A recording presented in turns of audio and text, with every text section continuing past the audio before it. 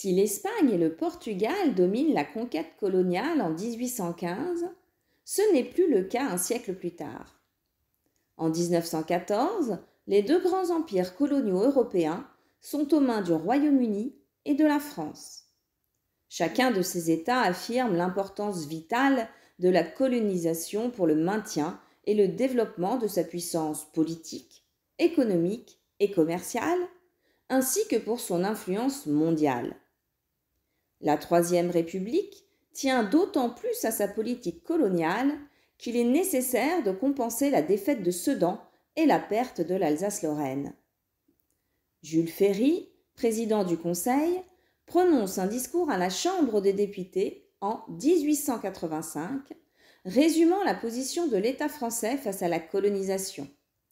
Trouver des débouchés aux industries françaises, s'assurer des bases navales sur l'ensemble du globe, augmenter le prestige et l'importance du rayonnement français dans le monde.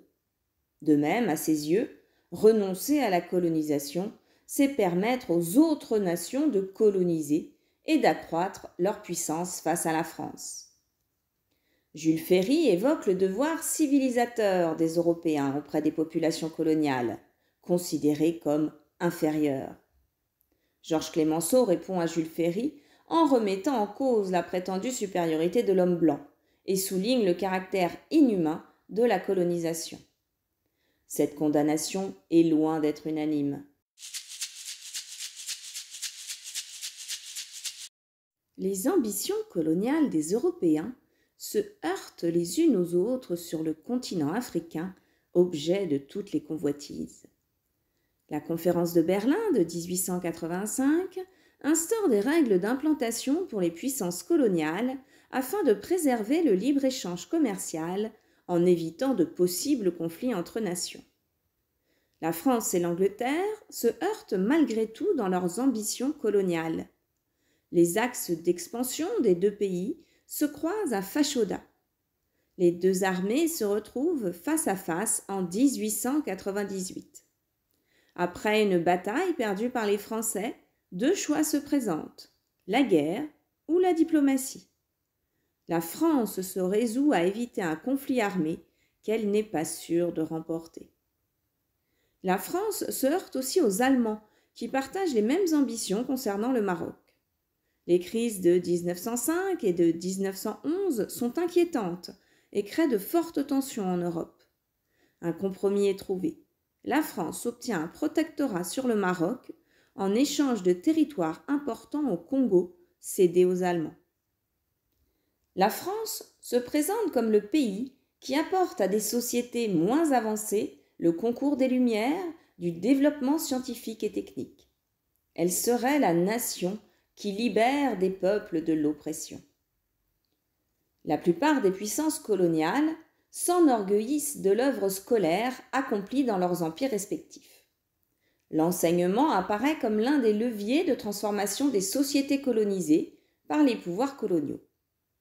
Cependant, si l'école permet de légitimer les métropoles, celles-ci se méfient. Elles craignent que des élites indigènes émergent. Aux yeux des empires coloniaux, il est indispensable de maintenir les indigènes dans une situation de subordination et de ralentir l'exode rural.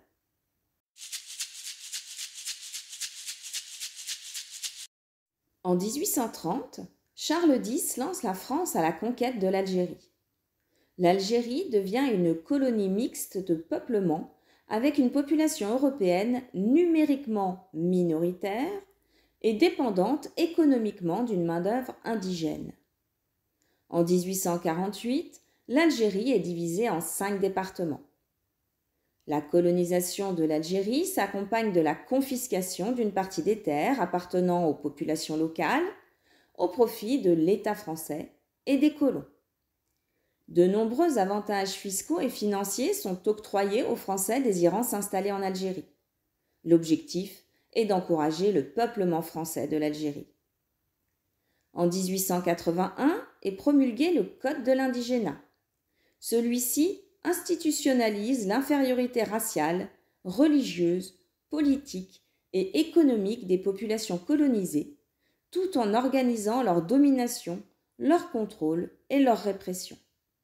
D'abord instauré en Algérie, le code de l'indigénat est étendu aux autres colonies. Une ségrégation raciale et spatiale vise à limiter au maximum les contacts entre Européens et indigènes. Les unions mixtes inspirent à la fois du mépris, mais aussi de l'inquiétude face à une possible contamination raciale et religieuse.